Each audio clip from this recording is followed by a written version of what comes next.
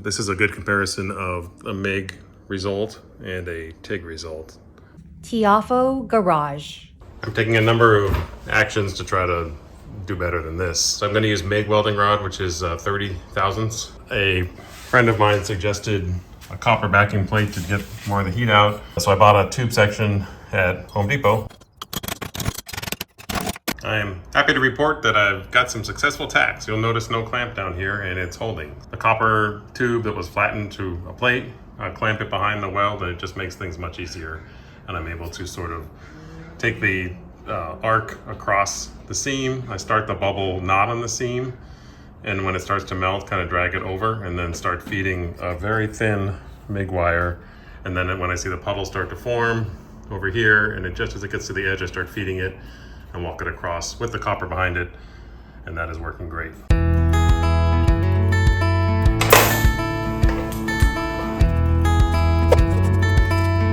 We've got a series of tacks here, roughly 1 every inch or so. So now I'm going to take out both clecos and then kind of wobble the panel down and cut off the tab that cleco is going into.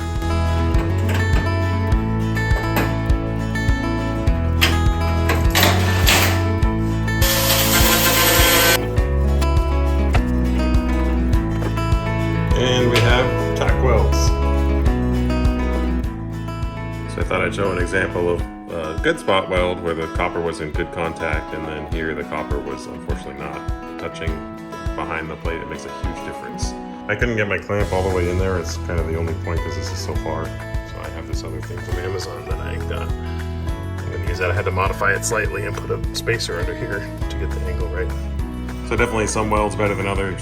But here I'm kind of in a groove here, and these are actually what they call fusion welds, so not adding any filler. And part of it is that the metal is so close to itself here, it's kind of squeezing in as I create heat here.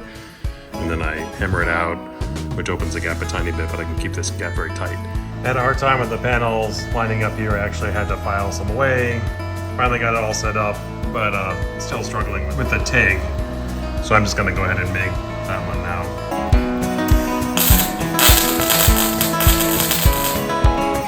Well, that's that.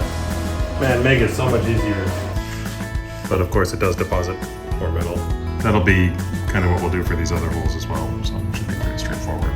You know, one goes really bad and then the next one goes really good. So this is a good comparison of a MIG result and a TIG result.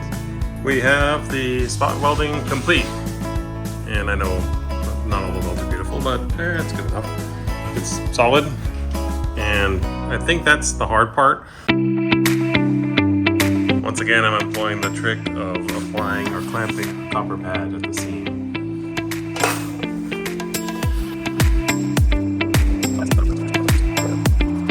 Here's a close-up of that nice TIG seam up to the last spot. With nice, slow, steady work, I was able to fill those holes. I did notice that this seam will sort of want to separate because of the heat. It'll make a step, so you do have to stop, hammer it flush again before you continue on. This section took me about maybe an hour and 15 minutes or so. So this is maybe a 1, 2, 3, 4 hour job. It's been about 2 hours, moving along nicely. Some really nice strings here, that's what we want to see. And we are done with the welding. I'm actually going to move over to the other side and get to the state and then finish up both. This is exciting. We are now on to the other side. I've got my fender here and the scribe line marked. So we're gonna take this fender off, rough cut the car with tabs for the clecos.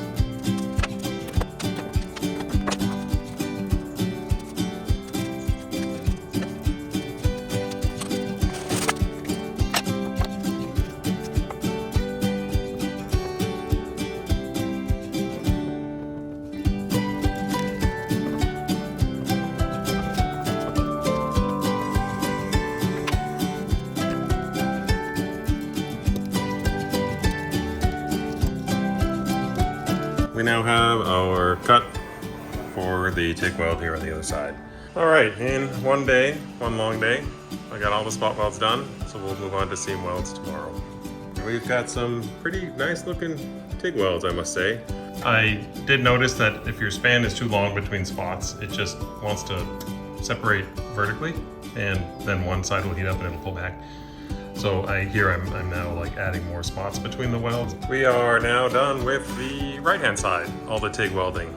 Looks great. A few little holes like I did on the other side too that I'll make, plus the holes for the tabs that I left. But all in all, very happy. Done with TIG welding, and now on to the next step.